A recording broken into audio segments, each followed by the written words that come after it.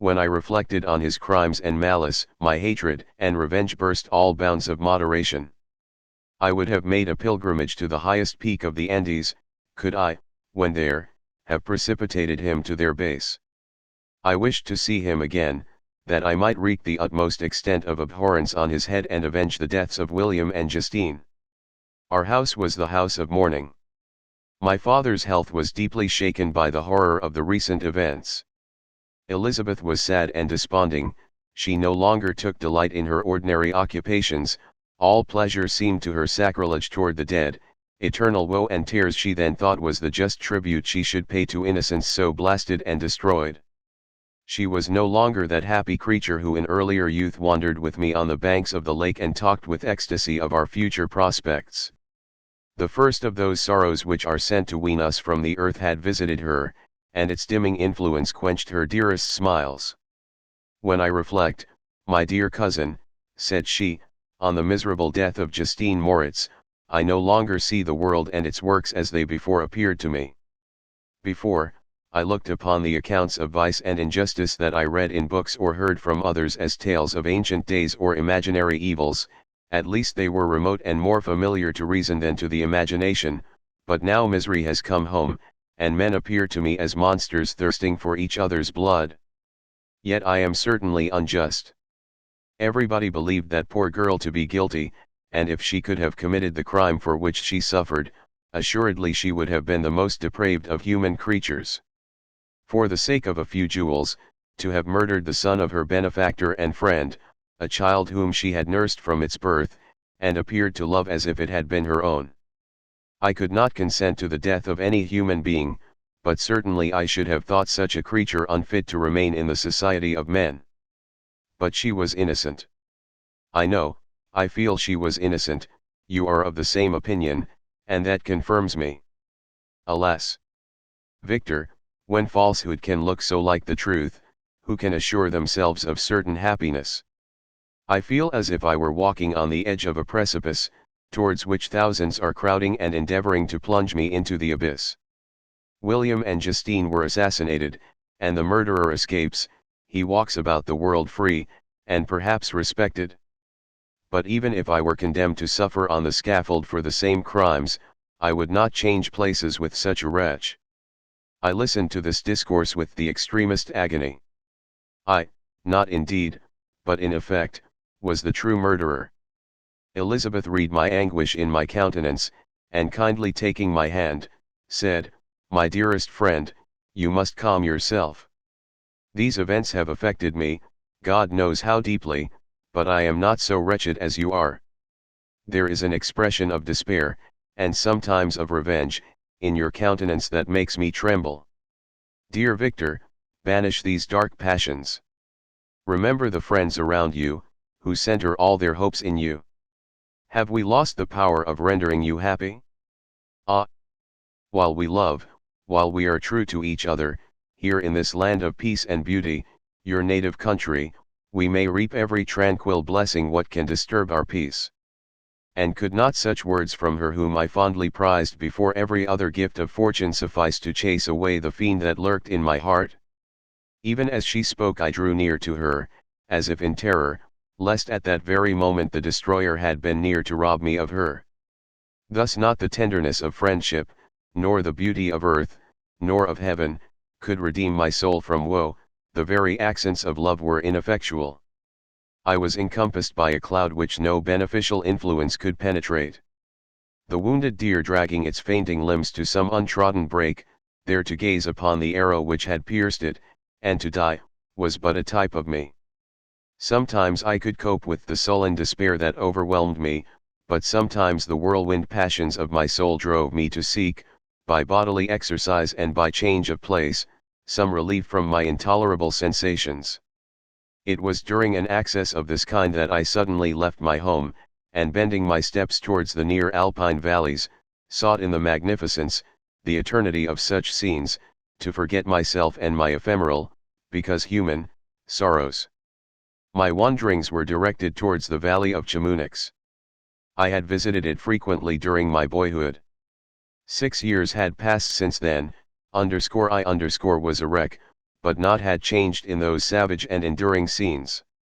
I performed the first part of my journey on horseback. I afterwards hired a mule, as the more sure-footed and least liable to receive injury on these rugged roads. The weather was fine. It was about the middle of the month of August, nearly 2 months after the death of Justine, that miserable epoch from which I dated all my woe. The weight upon my spirit was sensibly lightened as I plunged yet deeper in the ravine of Arve. The immense mountains and precipices that overhung me on every side, the sound of the river raging among the rocks, and the dashing of the waterfalls around spoke of a power mighty as omnipotence, and I ceased to fear or to bend before any being less almighty than that which had created and ruled the elements, here displayed in their most terrific guise. Still, as I ascended higher, the valley assumed a more magnificent and astonishing character. Ruined castles hanging on the precipices of piny mountains, the impetuous Arve, and cottages every here and there peeping forth from among the trees formed a scene of singular beauty. But it was augmented and rendered sublime by the mighty Alps, whose white and shining pyramids and domes towered above all, as belonging to another earth, the habitations of another race of beings. I passed the bridge of Pelissier, where the ravine, which the river forms, opened before me, and I began to ascend the mountain that overhangs it. Soon after, I entered the valley of Chamonix. This valley is more wonderful and sublime, but not so beautiful and picturesque as that of Servox, through which I had just passed. The high and snowy mountains were its immediate boundaries, but I saw no more ruined castles and fertile fields. Immense glaciers approached the road. I heard the rumbling thunder of the falling avalanche and marked the smoke of its passage. Mont Blanc, the supreme and magnificent Mont Blanc, raised itself from the surrounding aiguilles and its tremendous dome overlooked the valley. A tingling long-lost sense of pleasure often came across me during this journey. Some turn in the road, some new object suddenly perceived and recognized, reminded me of days gone by, and were associated with the light-hearted gaiety of boyhood. The very winds whispered in soothing accents, and maternal nature bade me weep no more. Then again the kindly influence ceased to act. I found myself fettered again to grief and indulging in all the misery of reflection. Then I spurred on my animal, striving so to forget the world, my fears, and more than all, myself, or, in a more desperate fashion, I alighted and threw myself on the grass, weighed down by horror and despair. At length I arrived at the village of Chamonix. Exhaustion succeeded to the extreme fatigue both of body and of mind which I had endured. For a short space of time I remained at the window watching the pallid lightnings that played above Mont Blanc and listening to the rushing of the Arve, which pursued its noisy way beneath. The same lulling sounds acted as a lullaby to my too keen sensations. When I placed my head upon my pillow, sleep crept over me. I felt it as it came and blessed the giver of oblivion. Chapter 10. I spent the following day roaming through the valley. I stood beside the sources of the Arveiron, which take their rise in a glacier, that with slow pace is advancing down from the summit of the hills to barricade the valley. The abrupt sides of vast mountains were before me, the icy wall of the glacier overhung me, a few shattered pines were scattered around, and the solemn silence of this glorious presence chamber of imperial nature was broken only by the brawling waves or the fall of some vast fragment. The thunder sound of the avalanche or the cracking, reverberated along the mountains, of the accumulated ice, which, through the silent working of immutable laws, was ever and anon rent and torn, as if it had been but a plaything in their hands. These sublime and magnificent scenes afforded me the greatest consolation that I was capable of receiving. They elevated me from all littleness of feeling, and although they did not remove my grief, they subdued and tranquilized it. In some degree, also, they diverted my mind from the thoughts over which it had brooded for the last month. I retired to rest at night, my slumbers, as it were, waited on and ministered to by the assemblance of grand shapes which I had contemplated during the day. They congregated round me, the unstained snowy mountain top, the glittering pinnacle, the pine woods, and ragged bare ravine, the eagle, soaring amidst the clouds. They all gathered round me and bade me be at peace. Where had they fled when the next morning I awoke? All of soul inspiriting fled with sleep, and dark melancholy clouded every thought. The rain was pouring in torrents, and thick mists hid the summits of the mountains, so that I even saw not the faces of those mighty friends.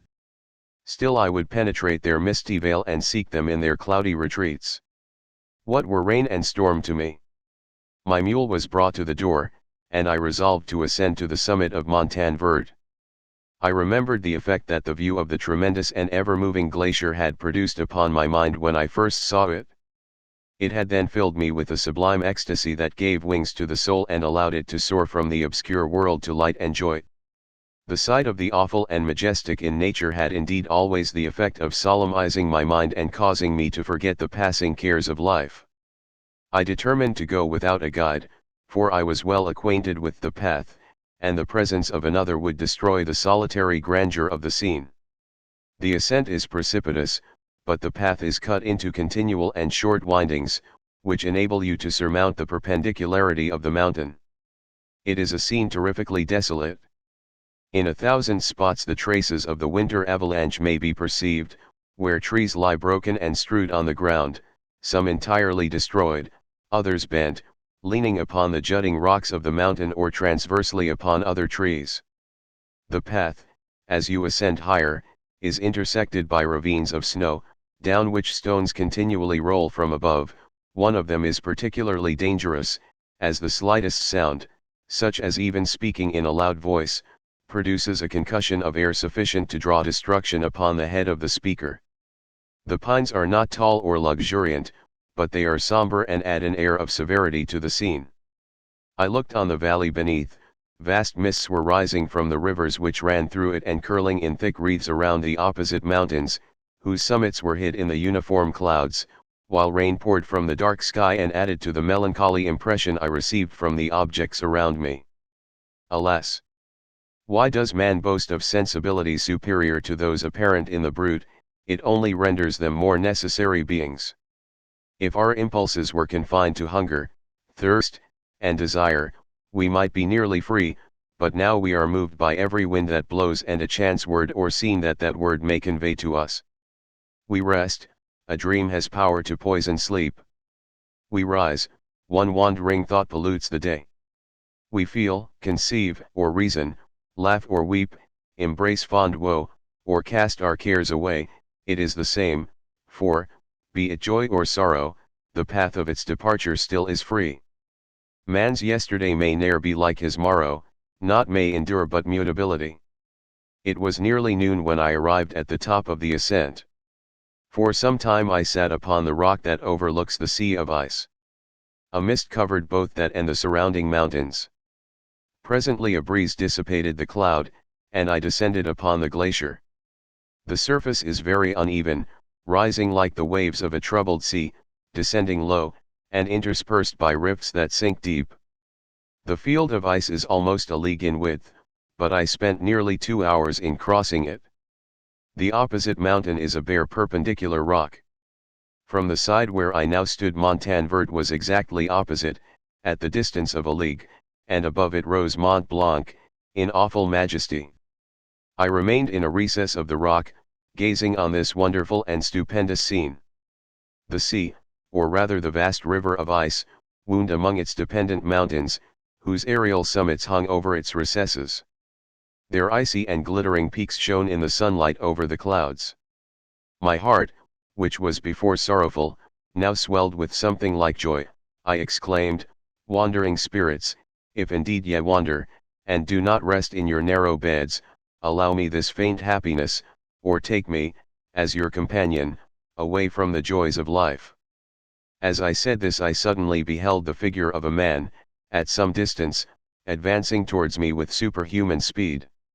He bounded over the crevices in the ice, among which I had walked with caution. His stature, also, as he approached, seemed to exceed that of man. I was troubled, a mist came over my eyes, and I felt a faintness seize me, but I was quickly restored by the cold gale of the mountains. I perceived, as the shape came nearer, sight tremendous and abhorred, that it was the wretch whom I had created. I trembled with rage and horror, resolving to wait his approach and then close with him in mortal combat. He approached, his countenance bespoke bitter